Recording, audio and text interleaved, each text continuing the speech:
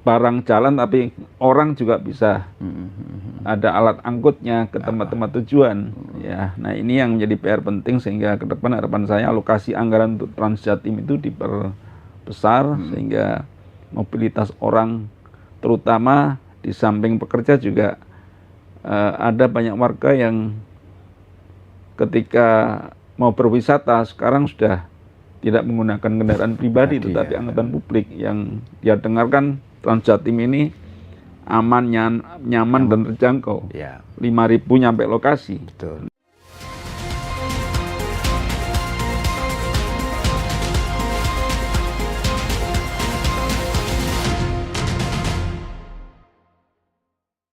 Assalamualaikum warahmatullahi wabarakatuh.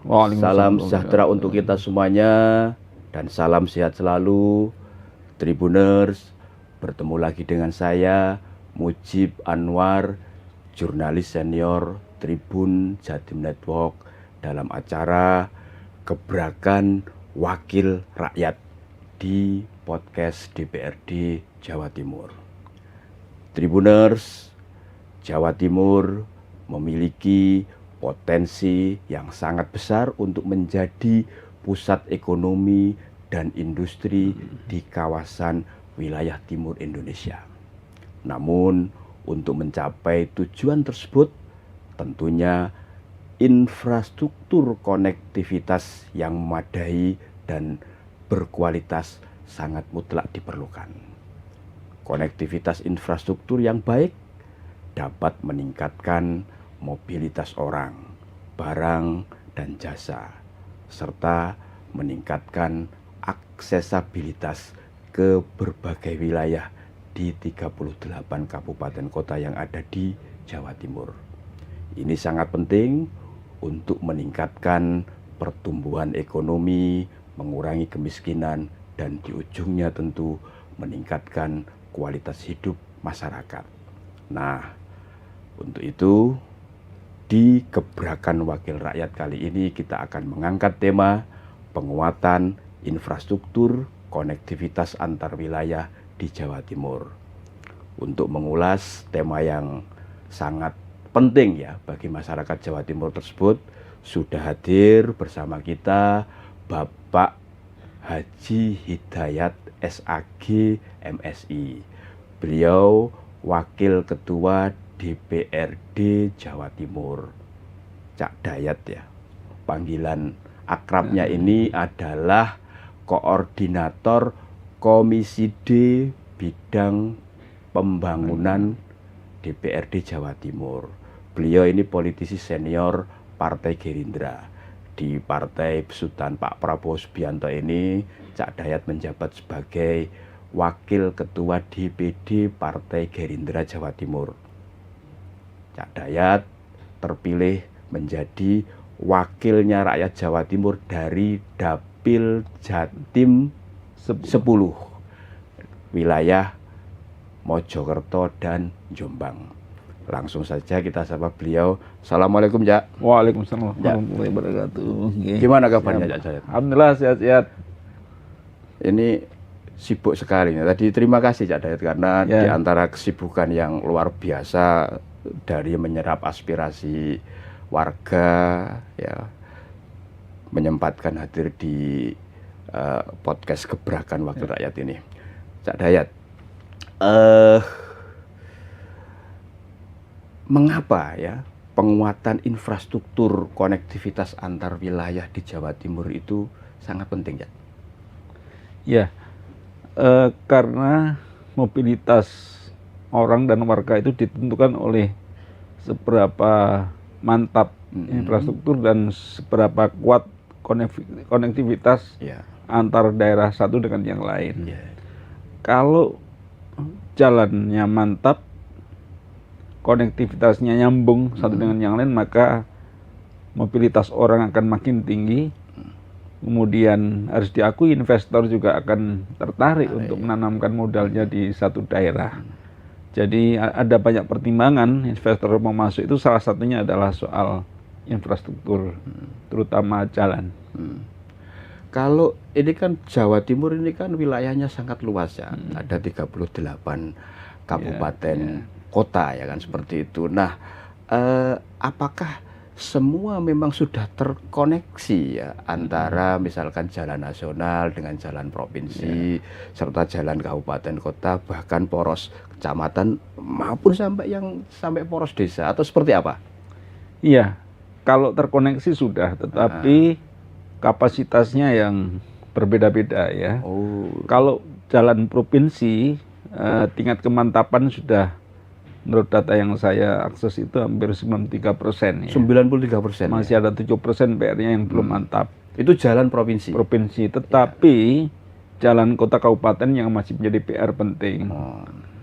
Misalnya di dapil saya ya, Kabupaten Mojokerto, ada beberapa titik-titik yang masih belum tersambungkan, terutama di daerah selatan pinggiran, ya, utara, kemudian Jombang juga begitu. Ada beberapa daerah yang memang nyambung tetapi kapasitas dan kualitas jalannya masih rendah, sehingga ini PR penting buat kabupaten kota agar betul-betul memperhatikan sekaligus mengalokasikan anggaran untuk kepentingan pemantapan jalan di kota kabupaten. Ya, khusus kalau di Jawa Timur, Cak, yang tadi meskipun sudah lebih dari 90% ya kemantapan jalan itu. Saat ini terkait dengan alokasi anggaran untuk kebutuhan tersebut seperti apa, Cak?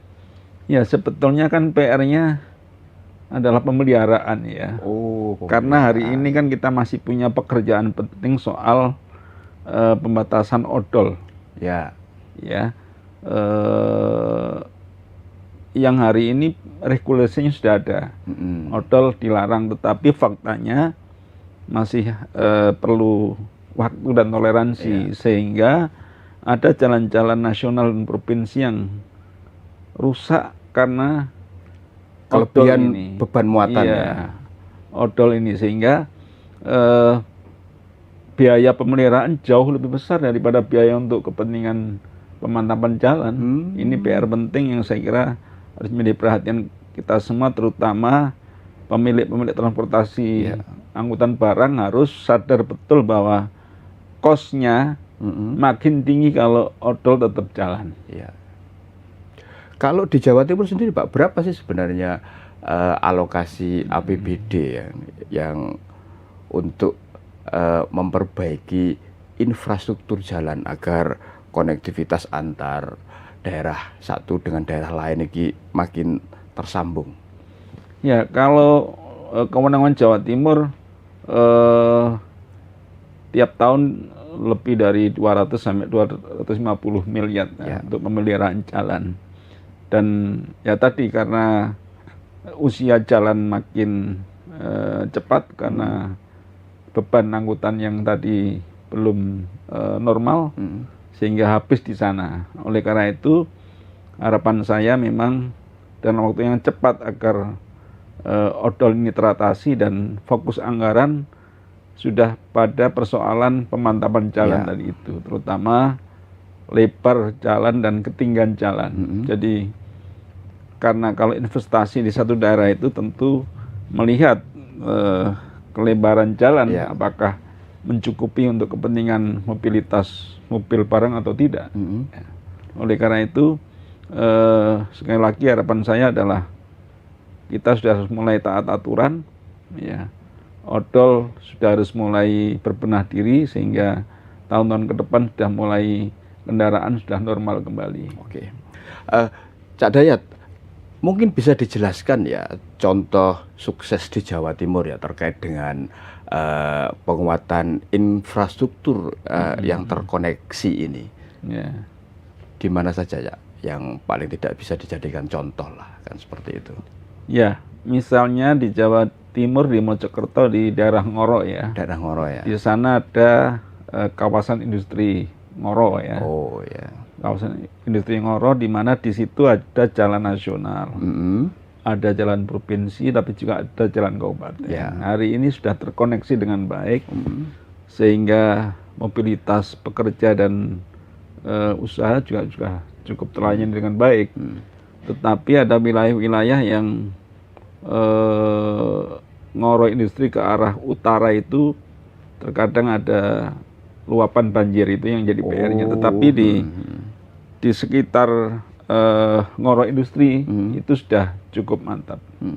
Kalau mungkin di wilayah lain ya, yang paling tidak sama seperti tadi Ngoro tadi, ada tidak ya yang bisa paling tidak dijadikan contoh ya, bahwa memang ini adalah model konektivitas infrastruktur di Jawa Timur yang perlu terus dikembangkan dan ditingkatkan di berbagai wilayah lainnya yang ada di Jawa Timur. Nah, kalau kita lihat data ya hari ini area Gerbang Kertosusilo ya. Jadi hampir Gerbang Kertosusilo itu berarti Gresik, Bangkalan, Lamongan, Mojokerto, Surabaya, Mojokerto itu ya, Sidoarjo ya. Hampir 75% industri itu berada di area ini. Ya. Mengapa? Tentu banyak pertimbangan ya soal pekerja, soal fasilitas dasar air, listrik dan sebagainya, tapi juga ada pertimbangan soal konektivitas, soal jalan, soal infrastruktur. Jadi di wilayah ini saya kira hari ini masih menarik buat investor, terutama soal infrastrukturnya. Jadi kalau infrastruktur ini terkoneksi, itu langsung menjadi daya tarik ya bagi para investor untuk masuk menanamkan investasinya di Jawa Timur. Ya, salah satunya itu karena biaya mobilitas barang kan besar ya. Angkutan itu berbiaya besar sehingga kalau kemudian jangkauannya jauh dan ada hambatan-hambatan di tengah jalan, tentu ini high cost dan itu dihindari oleh para investor. Nah, ya terbukti bahwa hari ini masih terpusat di Gerbang Kertosusilo. Ya. Di area-area selatan misalnya, kita masih menunggu tuntasnya JLS. Ya. Yang masih tersendat di beberapa titik. JLS ini jalur lintas selatan ya? Jalur lintas selatan, ya. Mengkonektivitaskan antara mulai Banyuwangi sampai ke Trenggalek ya. Pacitan ya? Ya, itu kan sebetulnya tujuannya kan untuk kepentingan menyambungkan daerah-daerah ini sehingga ada investor masuk. Tapi hari ini belum masuk karena apa? Karena belum tersambung. Ya. Ada beberapa titik yang masih berupa lahan-lahan keras. Ada beberapa lahan yang belum ada jembatannya. Ya. Tapi yang kita prihatinkan adalah setelah titik ini dibangun, kemudian rusak, kemudian berbiaya lagi. Oleh karena itu butuh percepatan ya. Jadi harus ada kolaborasi yang kuat antara pemerintah pusat dan provinsi. Karena kan ada 3 tugas yang berbeda. Kabupaten tugasnya adalah pembebasan lahan, provinsi tugasnya mengeraskan jalan, pusat membangun jalan. Nah, 3 ini masih belum maksimal, sehingga hari ini masih belum tersambung. Oleh karena itu harapan saya ya ada lama lagi tersambung sehingga ada magnet investor ke jalur selatan. Cak, kan tadi tugasnya berbeda. Kalau yang pemeliharaan masuk siapa yang berwenang? Kan tadi kabupaten kota pembebasan lahan, provinsi pengerasan, yang pusat membangun. Kalau pemeliharaan kan setiap tahun kan sering kali kan harus dilakukan pemeliharaan itu. Ya, kalau JLS kan sudah di plot sebagai jalan nasional ya, maka pemeliharaan menjadi kewenangan pemerintah pusat. Balai besar ya. Pusat, ya. Saat itu kan Jawa Timur ini kan punya potensi di berbagai sektor ya kan, yang cukup besar ya kan, seperti itu. Ada pariwisata kan, beberapa titiknya misalkan ikonnya Gunung Bromo atau Ijen atau juga wisata-wisata yang buatan yang di wilayah Malang, Batu, serta wisata religi yang juga pengunjungnya atau wisatawan yang datang juga luar biasa. Lah, di luar itu kan juga barang atau komoditas ya dari berbagai macam sentra komoditas yang tersebar di berbagai wilayah Jawa Timur. Menurut hemat Cak Dayat ini, apakah mereka ada ada keluhan soal belum terkoneksinya terkait dengan masalah infrastruktur ini, Cak Dayat? Ya, ada banyak keluhan-keluhan ya, terutama usaha-usaha besar ya, pelaku usaha besar yang tentu mobilitasnya dan kapasitas kendaraannya jauh membutuhkan jalan yang besar pula. Nah, di samping itu adalah di samping soal jalan ya, tetapi juga transportasi publiknya juga menjadi persoalan serius ya. Iya, transportasi massalnya ya. Karena menyangkut soal mobilisasi pekerja ya.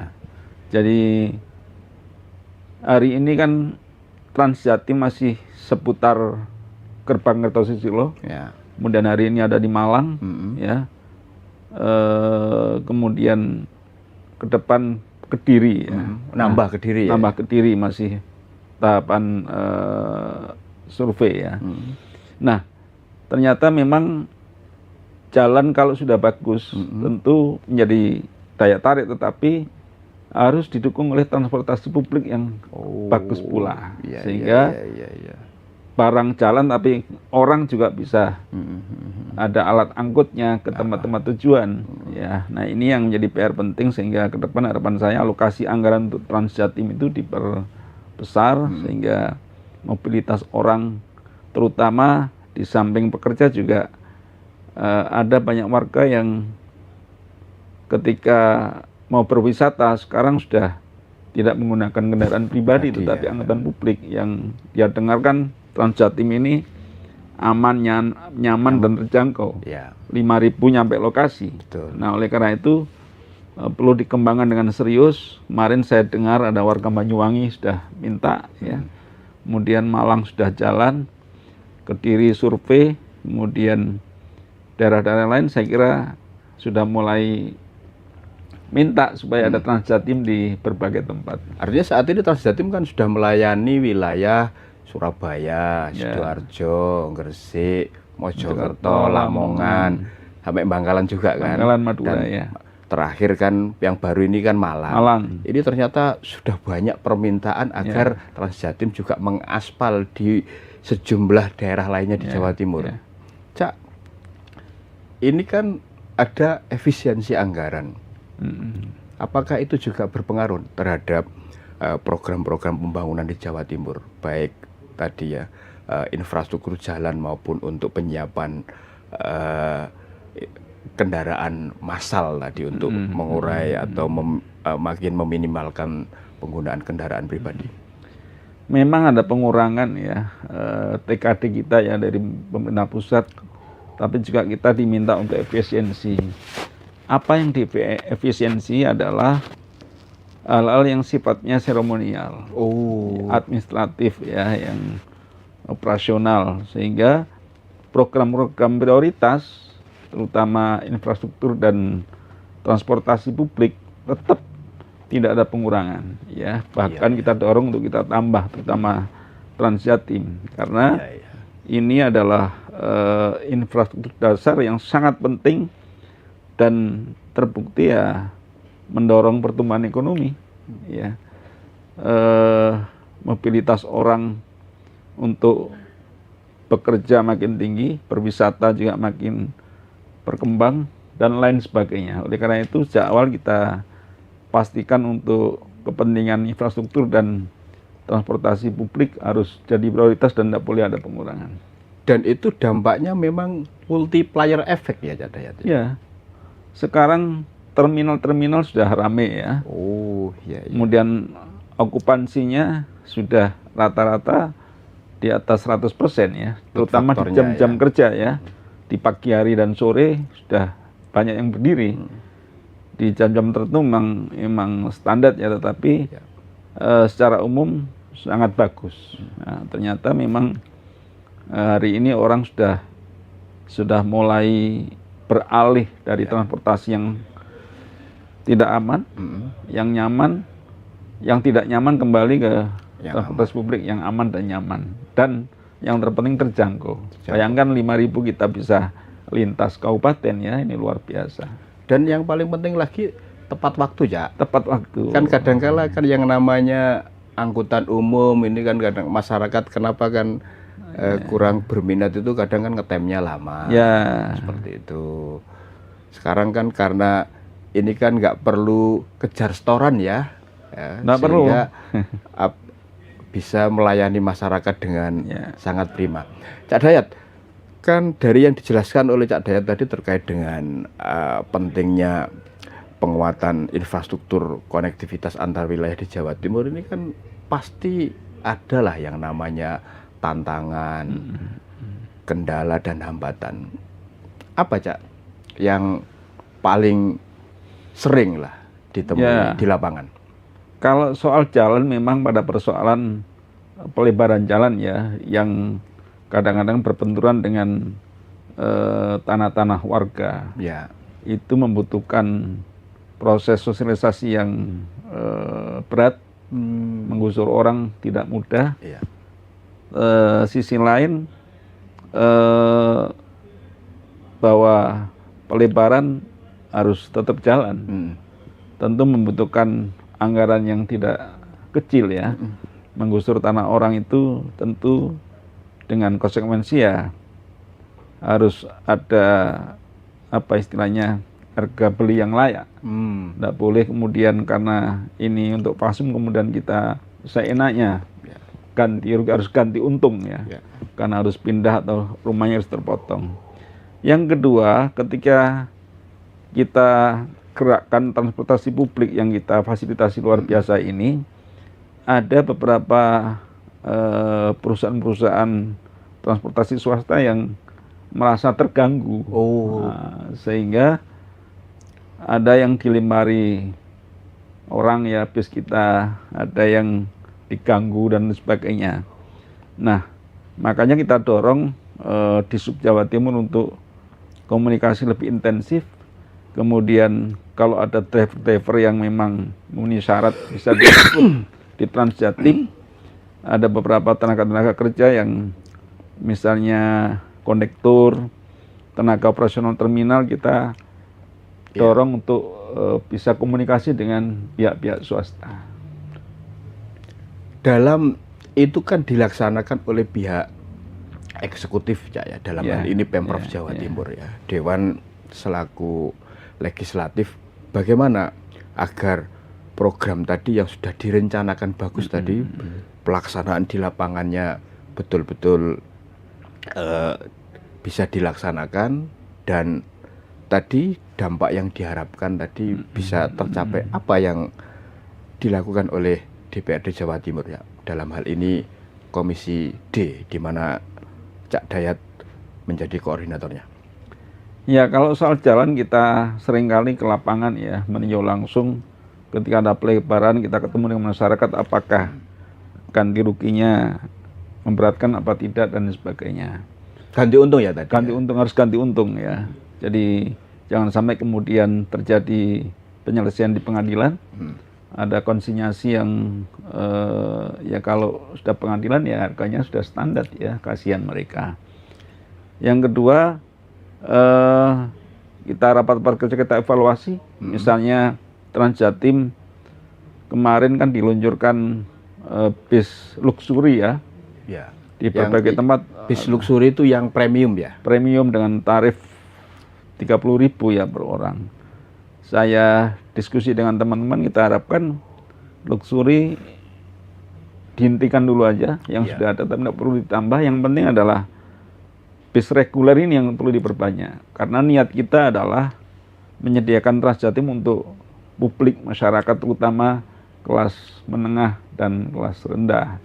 Sehingga kalau ini makin banyak, makin ada manfaatnya untuk publik. Tapi kalau luxury kan sudah tidak perlu, saya kira penumpangnya terbatas, kemudian menjangkau kalangan ekonomi tinggi, saya kira sudah tidak perlu kita fasilitasi. Yang penting adalah mobilitas orang kelas menengah ke bawah ini yang harus diperbanyak. Artinya orientasinya tidak murni profit oriented ya Cak ya, yang keberadaan bis Transjatim ini, tapi memang untuk membantu masyarakat ya, agar mobilitas orang ya itu bisa lebih mudah ya dan terjangkau. Harganya kan subsidi ya. Misalnya kalau Mojokerto ke Surabaya tarifnya 10.000, kita subsidi 5.000 sehingga menjadi 5.000 rupiah.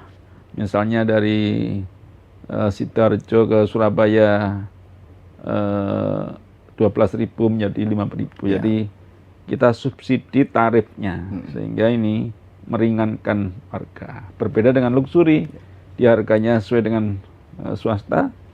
Dan menurut saya ya sudah, untuk kelas-kelas luxury ya biar diambil swasta saja. Sehingga sama-sama jalan ya, swasta jalan menyediakan transportasi untuk kalangan atas, tapi kita berada di melayani kelas menengah dan bawah. Artinya itu kan Malang terakhir ya di tahun 2025 ini, Cak. Kalau proyeksi tahun depan, Cak, nambah titik mana lagi untuk bis Transjatim ini nanti akan melayani masyarakat? Yang sudah pada FS ya, Kediri tadi yang saya katakan. Ya, Kediri ini Raya. FS visibility study ya.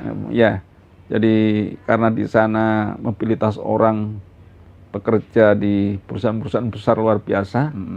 Kemudian ada bandara baru di sana ya, sangat dibutuhkan. Kemudian tadi ada mulai melirik di Banyuwangi karena jadi, di sana juga Kediri, ya, Banyuwangi. Ya. Nah, saya mendorong untuk ada Transjatim yang menghubungkan Mojokerto Lamongan. Yang hari ini kan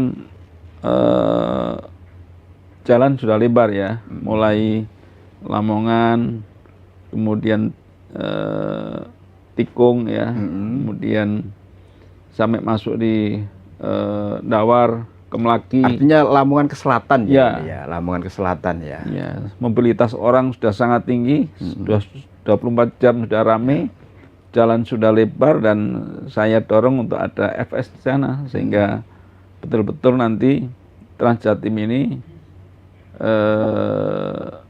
okupansinya bisa maksimal. Ya. Cak Dayat kan sering ini turba ke dapil ya di wilayah Mojokerto dan Jombang maupun sebagai pimpinan dewan ke beberapa daerah lainnya di Jawa Timur. Apa sih, Cak, aspirasi ya yang sering disampaikan oleh masyarakat ketika Cak Dayat turba ini kaitannya dengan masalah ini, Cak? Ya, masyarakat berharap bahwa ketersambungan antar daerah segera selesai ya. Karena hari ini kan mobilitas orang makin tinggi ya. Transportasi publik sudah ada, kendaraan pribadi makin banyak. Tentu ini aspirasi yang harus kita tangkap dengan baik ya. Orang sudah berusaha berdagang, sudah lintas kota kabupaten, ya tentu butuh fasilitas yang bagus. Nah, sisi lain ya tadi harapannya ada banyak transportasi publik yang menjangkau ke titik-titik di pelosok-pelosok kabupaten. Misalnya di Wonosalam itu kan di sana ada wisata ya, duren ya, ada wisata kuliner, ada duren, ada susu sapi, ada macam-macam ya. Tapi untuk ke sana membutuhkan biaya yang tinggi dan hampir tidak ada transportasi publik ke sana. Nah, di samping itu juga misalnya di Jombang ya, ada banyak pesantren besar. 5 lah sana sentralnya ya. Ada Tambak Beras, ada Tepireng, ada Den Anyar, ada Darul Ulum dan lain sebagainya.